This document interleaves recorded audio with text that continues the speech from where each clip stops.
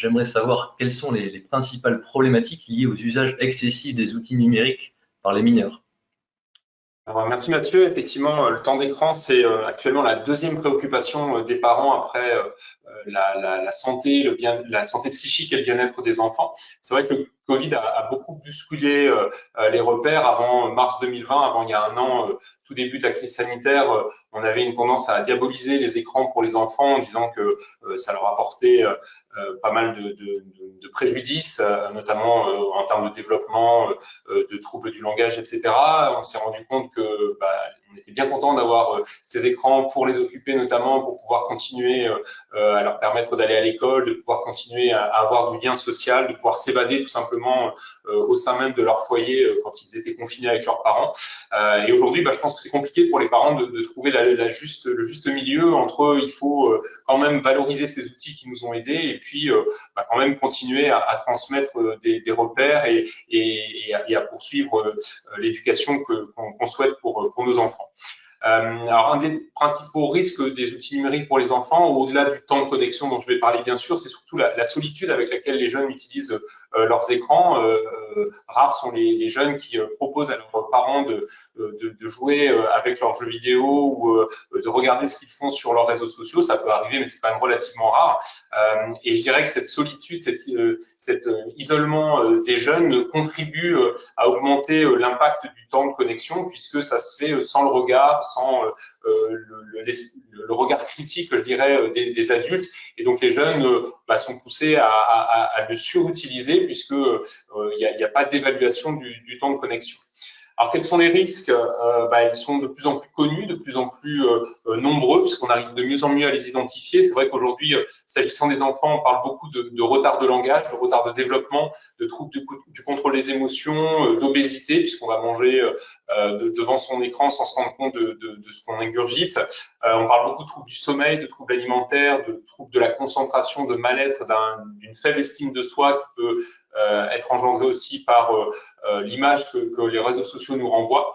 Ça provoque des tensions familiales. Je pense qu'il y aura une question après justement à ce sujet et ça réduit aussi beaucoup les activités que l'on peut faire et qui sont nécessaires au développement d'un enfant, qu'elles soient familiales, sportives, culturelles. Voilà. Et pour terminer au niveau des risques, on a beaucoup de jeunes qui témoignent d'un sentiment d'insécurité et de troubles visuels, de troubles de la posture aussi, qui peuvent être relevés par les professionnels et les jeunes.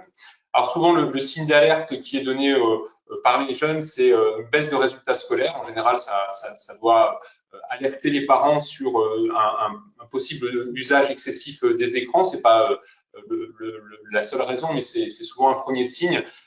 Cette baisse des résultats scolaires, elle est souvent liée à un trouble de la concentration et un trouble du sommeil. On estime aujourd'hui que un grand nombre de jeunes manquent d'à peu près 1 heure de sommeil dans leur nuit, et quand cette heure se cumule chaque jour, forcément, ça crée des problèmes de concentration et du retard scolaire.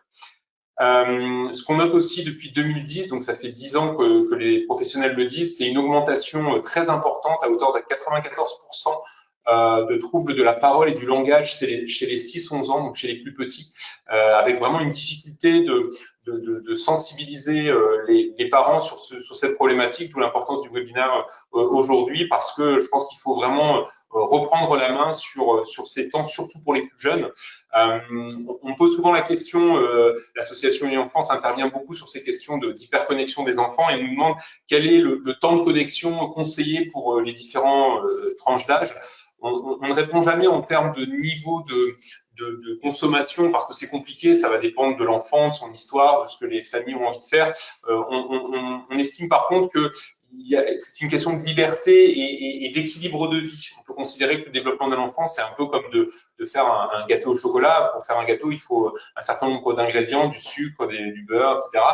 Si vous ne mettez que du numérique dans la vie de l'enfant, forcément, votre gâteau, au final, il va pas ressembler à grand-chose, il n'aura pas beaucoup de saveur et il sera pas bien construit. Donc l'idée, c'est vraiment, et on en reparlera peut-être tout à l'heure, de proposer à l'enfant de co-construire avec lui son temps de connexion pour pouvoir équilibrer tout simplement les différentes activités qu'il va pouvoir faire dans sa vie parce que il a un besoin d'un petit peu tout. Et pour terminer mon propos, ce que je voulais dire aussi, c'est que on s'interroge souvent en tant qu'adulte sur pourquoi les jeunes sont comme ça hyper connectés. Il faut aussi avoir en tête que ça fait partie aussi de leur développement physiologique normal d'être connecté. Je m'explique. Le développement d'un enfant au niveau de l'encéphale, il se fait du derrière la tête jusque devant.